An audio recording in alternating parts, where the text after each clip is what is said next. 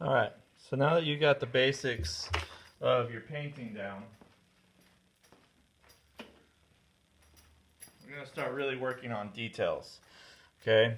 And so, if this was my inspiration for this project, right? And this is what I've come up with. At this point, how do I get this to resemble something like this? As you can see, a lot of what has to happen are the feathers, right, and the details. Okay, so you really need to kind of refer back to that animal sheet that you guys chose. To do that, we're going to be using oil pastels, and so you guys have used them enough in your past to kind of have an idea of how to do this.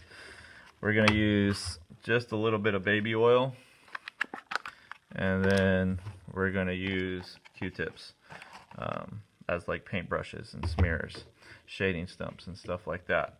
So the first thing I really want to do is I want to kind of focus in on the eyes. I'm not quite happy with them yet. I've got some tints in there. I've got some gold, some yellow orange.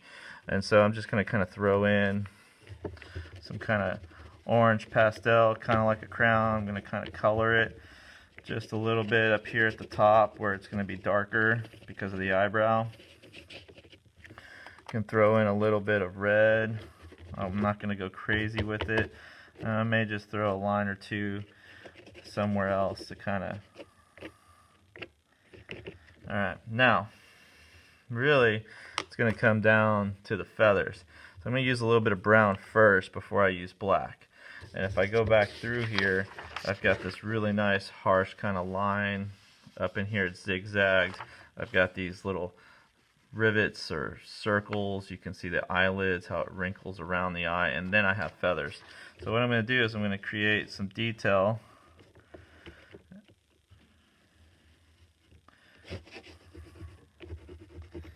I'm going to let it be zigzaggy, and it's going to go across my eye a little bit as well, and that's okay.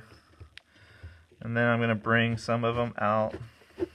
The really important part is to remember which directions my lines need to be moving. I can't just scribble lines everywhere. Even though, yes, I am kind of just scribbling, I am thinking about where are they going and what direction are they moving.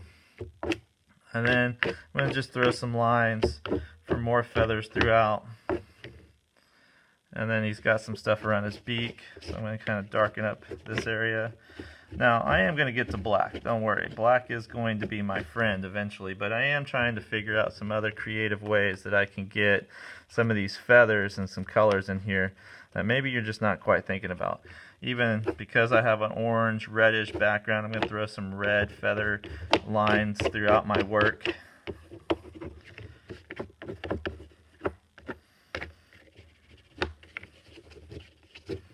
Okay.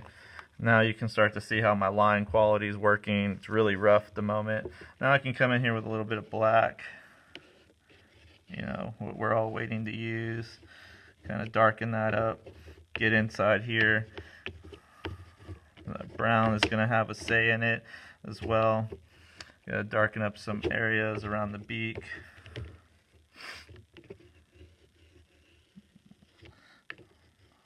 I'm just tracing the edge of the eye.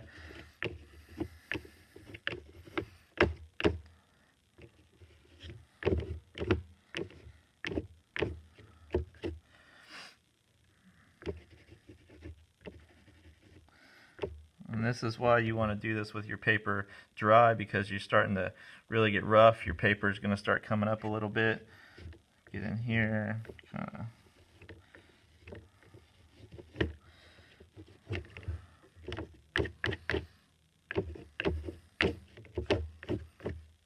Alright. I should have painted these black, so probably do that. Now, dipping my Q-tip into the oil pastel. You just kind of push and rub hard, and it starts to smear the colors out. And again, I want my lines to go in the same direction that my feathers need to go. Pick up some more.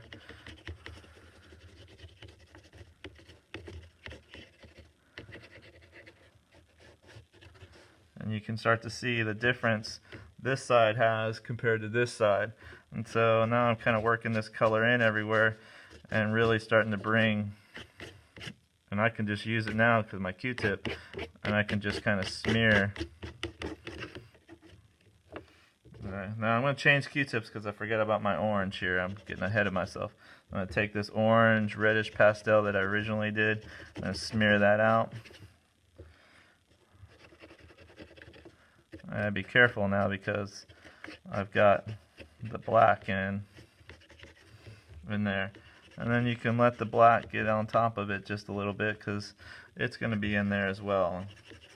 And so it gives it really this translucent kind of layer, and it starts to blend right on top. And so then do the other side. Bring a little bit into the beak.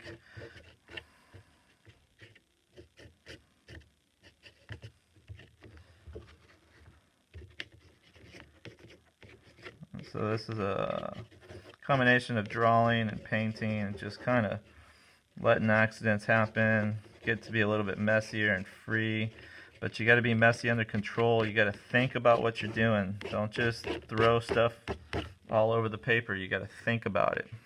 Again, I just forgot. See, I'm not thinking. It's too early in the morning. Forgot my orange yellow, right? So bring that.